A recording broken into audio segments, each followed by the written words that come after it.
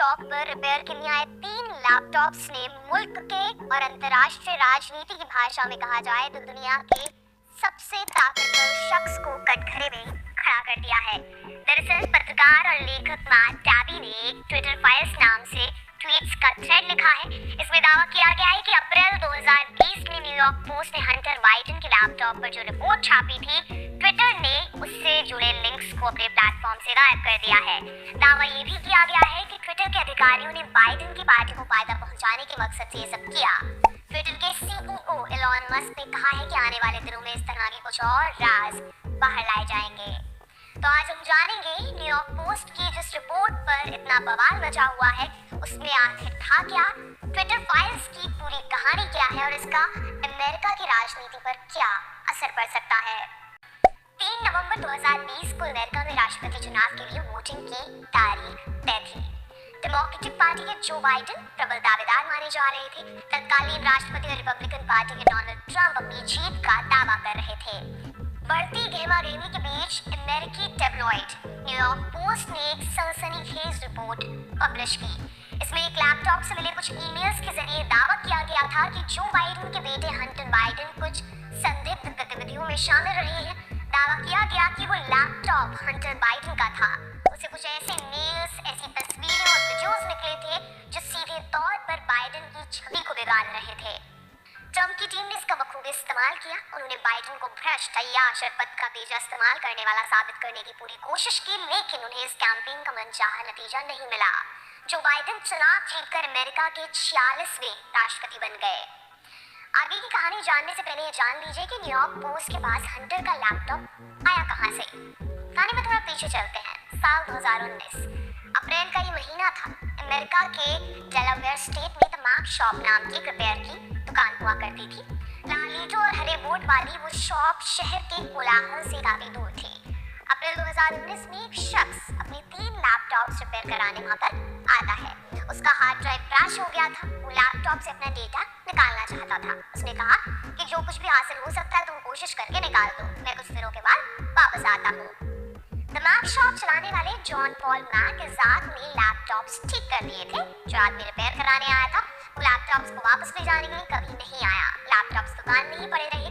इजाक को कभी भी रिपेयर के पैसे नहीं मिले, लेकिन डेटा निकालने के दौरान उसको कुछ चौंकाने वाली तस्वीरें, वीडियोस और ईमेल्स मिल गए। सारा डेटा जो बाइडेन के बेटे हंटर से जुड़ा हुआ था। किसी तस्वीर में हंटर नशा करता तो किसी में अलग अलग लड़कियों के साथ हम बिस्तर होते दिखाई दे रहा था। इसके अलावा ईमेल्स में कुछ बिजनेस डील्स की भी चर्चा थी। इजाक ने बाद में बताया कि उसे लैपटॉप्स के असली मालिक के बारे में नहीं पता था। उसे ये भी नहीं पता कि रिपेयर कराने कौन आया था। उसने बस अंदाजे से कह दिया कि वो शख्स हंटर ही था। उसके दावे का आधार लैपटॉप पर लगा ब्यू बाइडेन फाउंडेशन का स्टिकर था। ये फाउंडेशन हंटर के बड़े भाई की याद में शुरू किया गया था। ब्यू की 2015 में ब्रेन कैंसर से मृत्यु हो गई थी। ब्यू ने इराक वॉर में मेजर के तौर पर ड्यूटी भी की। खैर, इजाक ने द डेली बीस्ट से बात करते हुए कुछ दावे किए। उसने कहा, मेरे पास कुछ ऐसा सामान था जिसे मैं जल्द से जल्द अपनी दुकान से बाहर निकालना चाहता था। जब मुझे पता चला कि पूरा डेटा जो बाइडेन के बेटे का है तब मैं बहुत ज्यादा डर गया। इजाक ने ये भी कहा कि मैंने तीनों लैपटॉप्स पहले FBI और फिर गुलियानी के वकील रॉबर्ट कोस्टेलो के हवाले कर दिए। बाद में उसने अपनी बात बदल ली। उसने कहा कि मैं FBI के पास नहीं गया था बल्कि FBI मेरे पास आई थी। इजाक लैपटॉप लेकर गुलियानी के वकील के पास कैसे पहुंचा, इसको लेकर कभी भी पुख्ता जानकारी बाहर नहीं आ सकी। इजाक ने लैपटॉप्स FBI और गुलियानी को देने से पहले एक और काम किया था। उसने सारे डेटा की कॉपी बना ली थी। उसका कहना था कि मुझे हत्या का डर सता रहा था, इसी वजह से मैंने सेफ्टी के लिए एक कॉपी बनाई थी। फिर आया सितंबर 2020। डोनाल्ड ट्रंप के एक सलाहकार स्टीव बैनन ने न्यूयॉर्क पोस्ट को इस डेटा के बारे में बताया। अक्टूबर 2020 में ट्रंप के वकील रूडी गुलियानी ने पूरी हार्ड ड्राइव अखबार को सौंप दी। इसी के आधार पर न्यूयॉर्क पोस्ट ने 14 अक्टूबर को रिपोर्ट पब्लिश कर दी। रिपोर्ट में क्या कुछ था ये भी आपको बताते हैं। लैपटॉप से मिले डेटा में 1 लाख से अधिक ईमेल्स थे। ईमेल में यूक्रेन की एनर्जी कंपनी बुरिस्मा होल्डिंग्स के सलाहकार वादिम पोजेरेस्की ने हंटर को थैंक यू भेजा था। रिपोर्ट के अनुसार ये थैंक यू वादिम को जो बाइडेन से मिलवाने के लिए भेजा गया था। जो बाइडेन उस समय अमेरिका के उपराष्ट्रपति हुआ करते थे और हंटर बाइडेन बुरिस्मा के बोर्ड में शामिल था। जो बाइडेन की कैंपेन टीम और हंटर बाइडेन के वकील ने एक सुर में कहा कि ऐसी कोई मीटिंग कभी हुई ही नहीं थी। रिपोर्ट में एक और दावा किया गया था।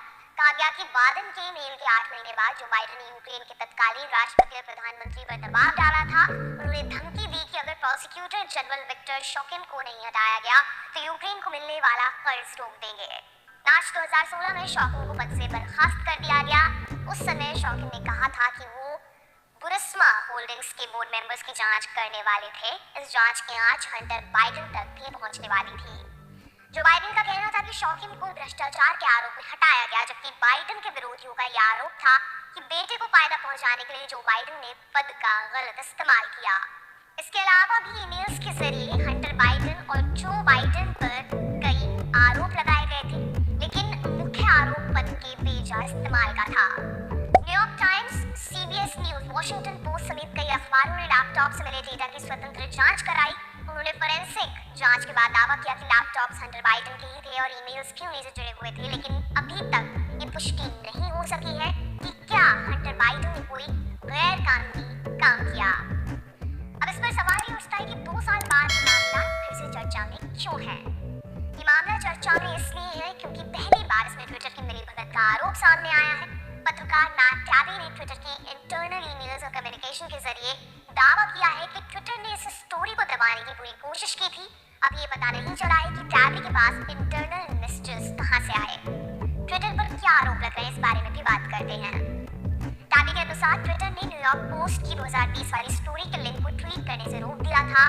ट्विटर ने इस रिपोर्ट को अपने प्लेटफॉर्म पर किसी के साथ साझा करने पर भी पाबंदी लगा दी थी। इसके अलावा ट्विटर ने न्यूयॉर्क पोस्ट के अकाउंट को भी कुछ दिनों के लिए सस्पेंड कर दिया था। ट्विटर के पूर्व अधिकारी ने हाल ही में इसकी वजह भी बताई। उन्होंने एक इंटरव्यू में कहा कि ट्विटर के अधिकारियों को इस रिपोर्ट पर भरोसा नहीं था। भरोसा इसलिए नहीं था क्योंकि ट्विटर की नजर में पोस्ट की क्रेडिबिलिटी कम थी। जानकारों का मानना है कि ट्विटर ने शायद ही कभी किसी रिपोर्ट को वेरीफाई करने का काम किया होगा। आरोप है कि ट्विटर में काम करने वाले अधिकतर लोग डेमोक्रेटिक पार्टी के समर्थन में थे।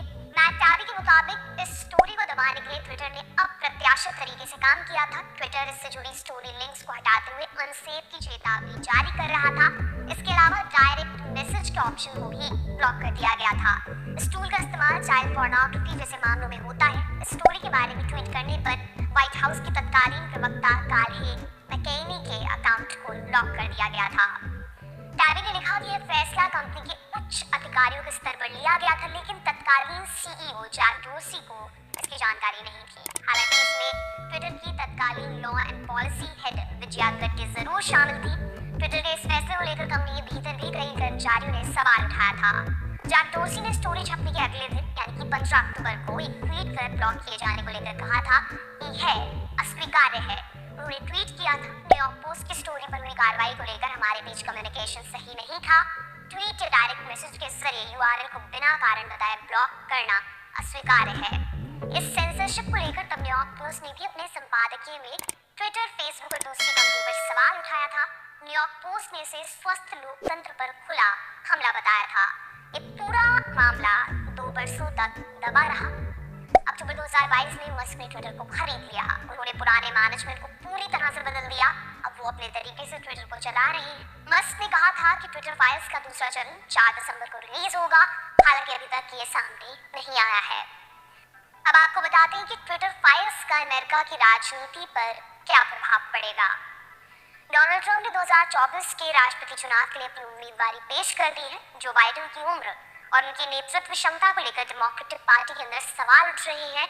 उन्होंने दोबारा चुनाव लड़ने की इच्छा तो जताई है, लेकिन अगर ट्विटर फाइल्स में लगे आरोप साबित हो गए तो उनकी इच्छाओं में पलीता लग सकता है। ट्विटर फाइल्स को एक बार विराम देते हैं।